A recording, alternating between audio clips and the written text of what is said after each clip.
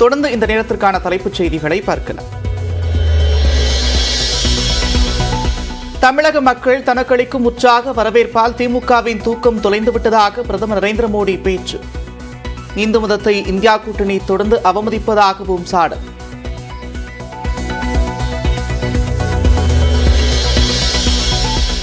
கூட்டணியில் இணைந்த பாமக நிறுவனர் ராமதாஸை ஆறத் தழுவிய பிரதமர் நரேந்திர மோடி.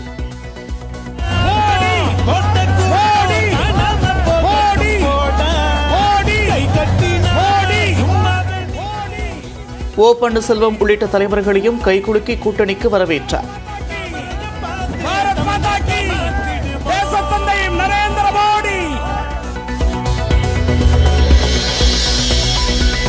மக்களவைத் தேர்தலில் ஒன்றுபட்டு வென்று காட்டுவோம் என்று கூட்டணி கட்சியினருக்கு முதலமைச்சர் மு.க.ஸ்டாலின் வேண்டுகோள்.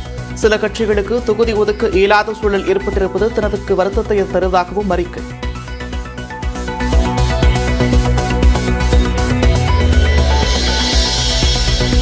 மேல்பாத்தி திரௌபதியம்மன் கோவிலை வரும் 22ஆம் தேதி திறக்க விழுப்புரம் மாவட்ட நிர்வாகம் முடிவு.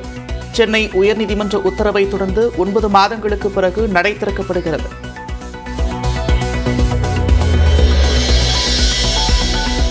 மத்திய அமைச்சர் நிர்மலா சீதாராமன் மதத்தை வைத்து வாக்கு சேகரித்ததாக திமுக புகார். தேர்தல் விதிமீறல் தொடர்பாக நடவடிக்கை எடுக்க கோரி தலைமை தேர்தல் அதிகாரியிடம் மனு.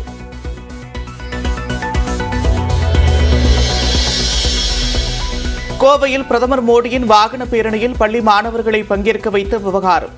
சாய்பாபா வித்யாலயா பள்ளி ஆசிரியர்கள் மீது நடவடிக்கை எடுக்க முதன்மை கல்வி அலுவலர் உத்தரவு.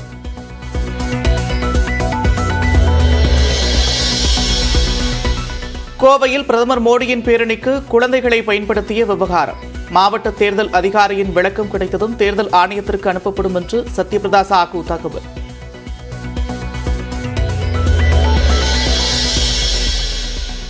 தமிழ்நாட்டில் கூடுதலாக 176 வாக்குச்சாவடிகள் அமைக்கப்பட இருப்பதாக தலைமை தேர்தல் அதிகாரி சத்யபிரதா சாஹூ தகவல். அரசு அலுவலகங்கள் முன்பு வரையப்பட்ட 1,91,000 விளம்பரங்கள் அளிக்கப்பட்டிருப்பதாகவும் விளக்கம்.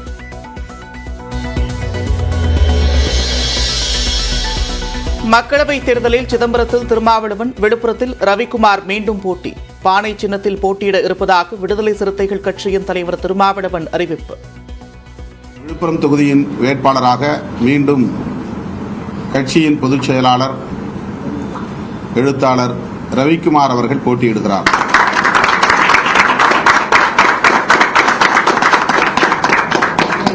சிதம்பரம் தொகுதியில் மீண்டும் நான் வேட்பாளராக போட்டியிடுகிறேன்.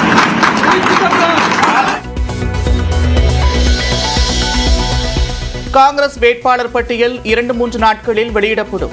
தமிழ்நாடு காங்கிரஸ் கமிட்டியின் தலைவர் செல்வபிறந்தகை பேட்டி. வேட்பாளர் பட்டியல் கேட்டீங்க. இன்னும் 2-3 நாட்களில் நம்முடைய வெற்றி வேட்பாளருடைய பட்டியலை வெளியிடுவோம்.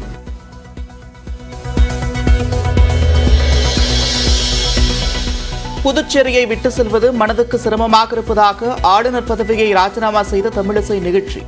புதுச்சேரி தொகுதியில் தேசிய ஜனநாயக கூட்டணி வேட்பாளர் விரைவில் அறிவிக்கப்படும் என்று தமிழிசை செய்த பின் முதலமைச்சர் ரங்கசாமி பேட்டி.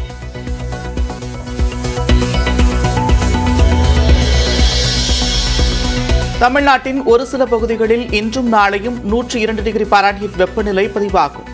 நாளை முதல் 4 நாட்களுக்கு ஓரிரு இடங்களில் மிதமான மழை பெய்யக்கூடும் என வானிலை ஆய்வு மையம் கணிப்பு.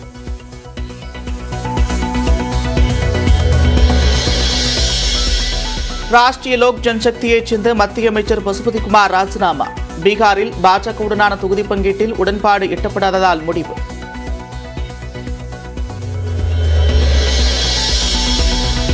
நாளை பகல் 12 மணிக்கு திமுக மாவட்ட செயலாளர்கள் கூட்டம். மு.க.ஸ்டாலின் தலைமையில் காணொலியில் நடைபெறும் என்று பொதுச் செயலாளர் துரைமுருகன் அறிவிப்பு.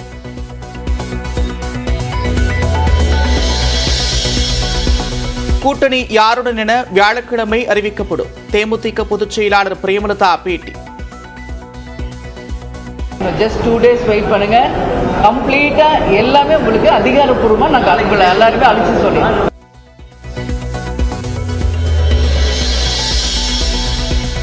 தமிழ்நாடு மற்றும் புதுச்சேரியில் நாடாளுமன்ற தேர்தலுக்கான வேட்புமனு தாக்கல் நாளை தொடங்குகிறது. சனிக்கிழமையும் தாக்கல் செய்யலாம் என்று தேர்தல் ஆணையம் அறிவிப்பு.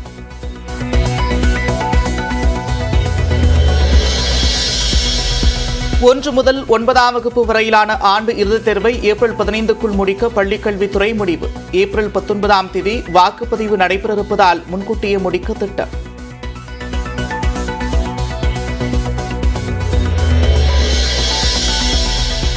மக்களவைத் தேர்தலுக்கான பாமக பாஜக இடையிலான கூட்டணி ஒப்பந்தம் கையெழுத்து. 10 தொகுதிகளில் போட்டியிடப் போவதாக அதிகாரப்பூர்வமாக அறிவிப்பு.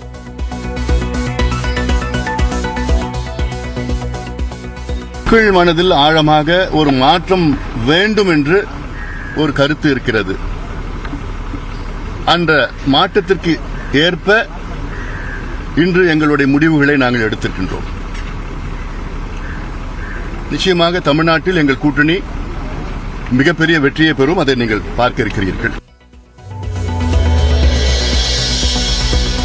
பாஜகவுடன் கூட்டணி அமைக்க பாமகவுக்கு என்ன நிர்பந்தம் என்று தெரியவில்லை. அதிமுக முன்னாள் அமைச்சர் செம்மலை நியூஸ் 18 தமிழ்நாடு தொலைக்காட்சியின் வணக்கம் தமிழ்நாடு நேர்காணலில் பேட்டி.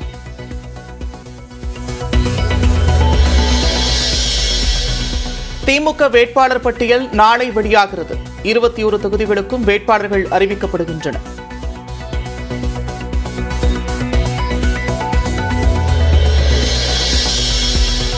குடியுரிமை திருத்தச் சட்ட விதிகளுக்கு எதிரான மனுக்கள் மீதான விசாரணை ஏப்ரல் 9ஆம் தேதிக்கு ஒத்திவைப்பு. பதில் மனு தாக்கல் செய்ய மத்திய அரசுக்கு உச்சநீதிமன்றம் உத்தரவு.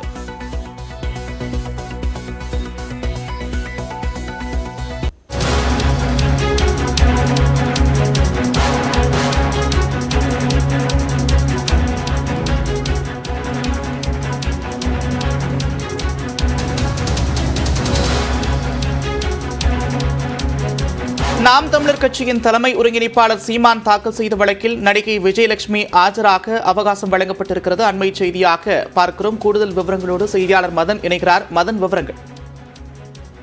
திருமணம் செய்து கொள்வதாக கூறி தன்னை ஏமாற்றிவிட்டதாக நாம் தமிழர் கட்சி ஒருங்கிணைப்பாளர் சீமானுக்கு எதிராக நடிகை விஜயலட்சுமி கடந்த 2011ஆம் ஆண்டு வலசரவாக்கம் காவல் நிலையத்தில் புகார் அளித்திருந்தார்.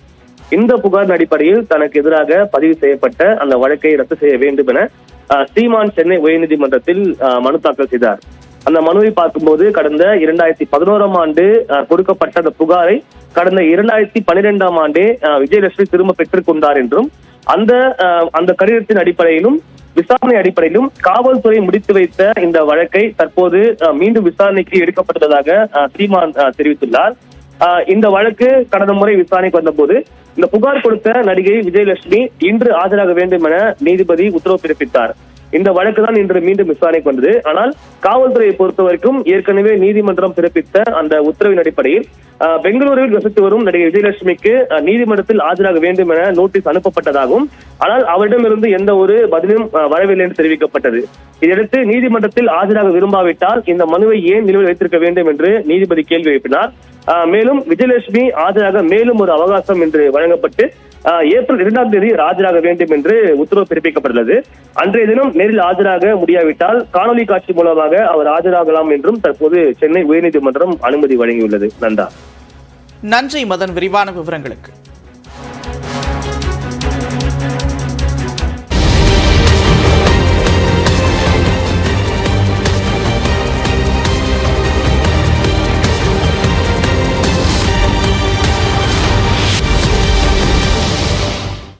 தமிழகத்தில் நாடாளுமன்ற தேர்தலில் காங்கிரஸ் சார்பில் போட்டியிடும் வேட்பாளர்கள் பட்டியல் இன்னும் 3 நாட்களில் வெளியிடப்படும் என்று தமிழ்நாடு காங்கிரஸ் கமிட்டியின் தலைவர் செல்வபெருந்தகை தெரிவித்திருக்கிறார். சென்னையில் செய்தியாளர்களிடம் பேசிய அவர், தேர்தல் பத்திரம் பற்றி பிரதமர் மோடி வாய் திறக்க வேண்டும் என்றார். தமிழ்நாடு மற்றும் புதுச்சேரியில் இந்தியா கூட்டணி வேட்பாளர்களுக்கு ஆதரவாக ராகுல் காந்தி, மல்லிகார்ஜுன கார்கே ஆகியோர் சூறாவளி பரப்புரை மேற்கொள்ள இருப்பதாகவும் கூறியுள்ளார். தமிழ்நாட்டில் தமிழிசை போட்டியிட்டால் நோட்டாவை விட குறைவான வாக்குகள் பெறும் சூழல் ஏற்படலாம் என்றும் செல்வபெருந்தகை விமர்சித்துள்ளார். இன்னும் 2-3 நாட்களில் நம்முடைய வெற்றி வேட்பாளருடைய பட்டியலை வெளியிடுவோம்.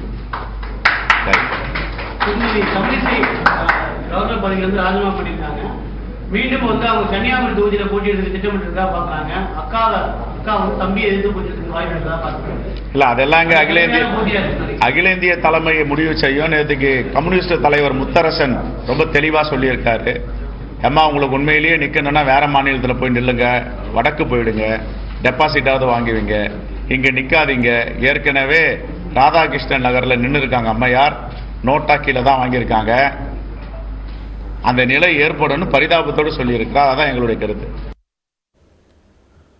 நாடாளுமன்ற தேர்தலில் திமுக சார்பில் போட்டியிடும் வேட்பாளர்கள் பட்டியல் நாளை வெளியாகிறது.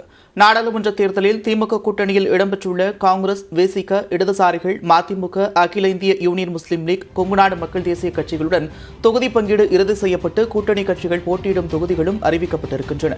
கூட்டணி கட்சிகளுக்கு ஒதுக்கியது போக வடசென்னை, தென்சென்னை, மத்திய சென்னை, கோவை உட்பட 21 தொகுதிகளில் திமுக நேரடியாக களம் காண்கிறது. இந்நிலையில் நாடாளுமன்ற தேர்தலில் திமுக சார்பில் போட்டியிடும் வேட்பாளர்கள் பட்டியல் நாளை வெளியாகிறது. தேர்தலில் போட்டியிட விருப்ப மனு அளித்தவர்களிடம் ஏற்கனவே நேர்காணல் நிறைவடைந்திருக்கும் நிலையில் 21 தொகுதிகளுக்கான வேட்பாளர் பட்டியலை முதலமைச்சர் மு க ஸ்டாலின் வெளியிட இருக்கிறார்.